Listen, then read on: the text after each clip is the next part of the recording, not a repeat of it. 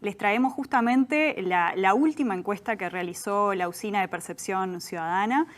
Hoy ya, a pocos días del referéndum, vamos a conocer entonces estos datos que se terminaron de relevar en el día de ayer, o sea que son datos muy frescos para compartir con ustedes. Y si vamos ya a la primera placa, podemos ir desmenuzando esto que, como gran titular, les podemos decir que es un empate técnico y un final abierto. ¿Bien? Acá vamos a ver entonces en esta placa que estamos viendo por qué nos estamos refiriendo a que se trata de un final abierto y de un empate técnico. Lo que vemos acá en tonos de rosado son las personas que dijeron que van a votar el sí. Con firmeza un 39% dijo que iba a votar por la opción del sí. Y además, cuando repreguntamos a los indecisos y a las indecisas, que como sabemos es un número muy abultado aún, hay un 4% que también se vuelca hacia la opción del sí. ¿Bien?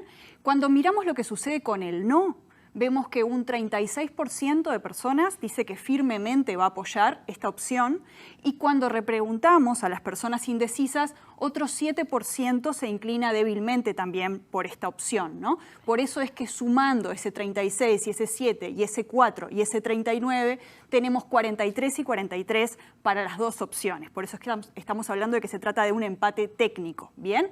Pero además, ¿cuáles son los otros elementos que tenemos que considerar? Bueno, los porcentajes pequeños pero muy significativos en este escenario sobre voto anulado y voto en blanco. El voto anulado, recordemos que no acumula para ninguna de las dos opciones, pero el voto en blanco sí. En este caso se suma para el no. Y por eso es que si sumamos este 2% a este 43%, tenemos un 45% que estaría acumulando para la opción del no, que en este caso entonces estaría superando levemente a la opción del sí. ¿Pero por qué decimos que es un final abierto? Justamente porque todavía tenemos un 10% de personas que no se deciden por una u otra opción. Y de vuelta, como decíamos la vez pasada, cuando veíamos aquella película de todas las encuestadoras y todas las mediciones que se han hecho, decíamos, es un final abierto, sigue siendo un final abierto ahora. Bien. ¿Qué podemos saber de esos indecisos, Marcela?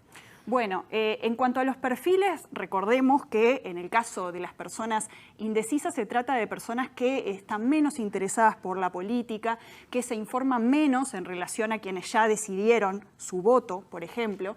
En este caso, entonces, bien, perfecto. Ahí ya pasamos a la segunda placa, y en esta segunda placa lo que vemos es los motivos por los que las personas dijeron que iban a apoyar una u otra opción en el referéndum. ¿Bien?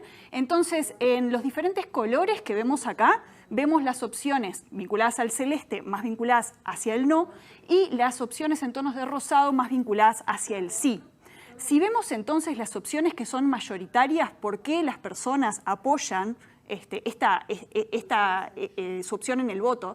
Vemos que tienen que ver con el contenido de la LUC.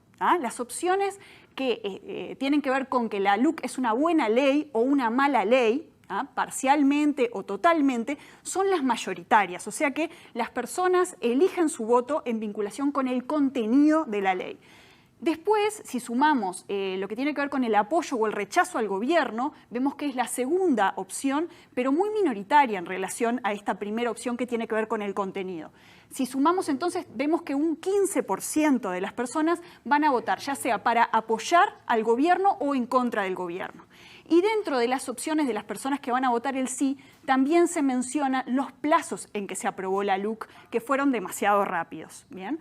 Entonces, si bien podemos decir que las personas que se van a inclinar, por ejemplo, por el sí, mayoritariamente, por ejemplo, si pensamos un contrapunto con lo que fue el balotaje, apoyaron, por ejemplo, al Frente Amplio. Dentro de otros partidos es minoritaria las personas que apoyan al sí. De todas formas, cuando vemos los motivos, vemos que los motivos tienen que ver con el contenido de la LUC y no con los actores partidarios que están apoyando a una u otra opción. Lo mismo pasa con las personas que apoyan el no.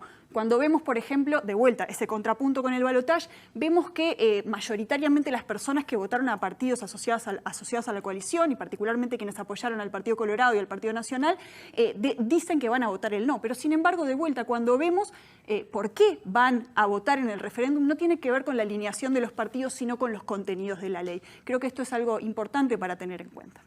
¿Algún último comentario con respecto a la sensibilidad de la gente por áreas temáticas? Algo, siempre pensando en ese grupo de personas indecisas que te parezca destacable en función de lo que sabemos que ha trabajado la usina. Bueno, ¿se acuerdan que la vez pasada decíamos que no solo se iba a digamos que dilucidar esto en términos argumentales, sino que tenía mucho que ver también con la forma en la que se emitiera el mensaje, con la emotividad, ¿no?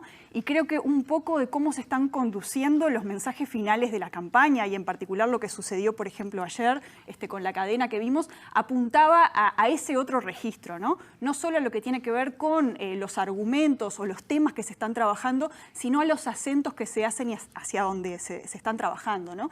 En este sentido, me parece que este registro de la emoción, de la emotividad, más asociado también a que estamos pensando en que estos indecisos, estas indecisas, no son personas tan interesadas por la política en sí y no tienen tanta información sobre la política, creo que va a terminar siendo decisivo en cómo se manifiesten estos últimos mensajes de campaña, no solo el de la cadena, sino también lo que veamos sobre la conferencia hoy un poquito más tarde.